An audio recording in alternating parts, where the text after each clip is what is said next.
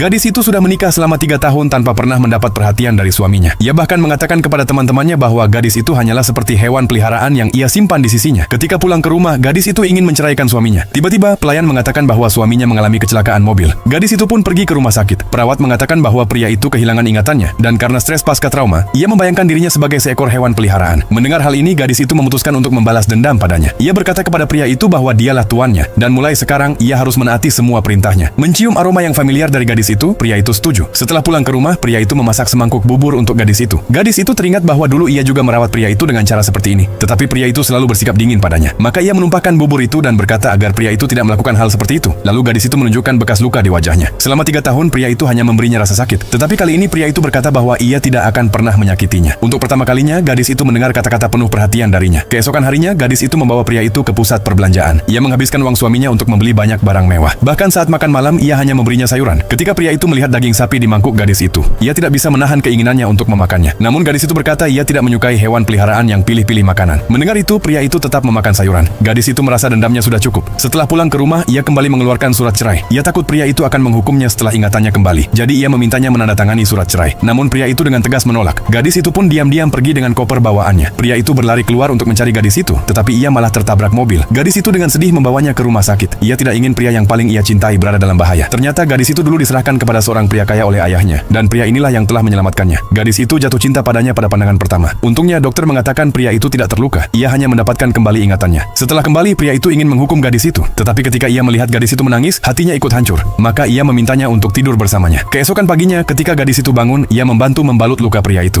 Ia merasa gadis itu sangat lembut. Maka pria itu pun berpura-pura masih kehilangan ingatannya, agar ia bisa tetap dekat dengan gadis itu. Dan gadis itu juga merasa pria itu sangat lembut dalam keadaan seperti ini.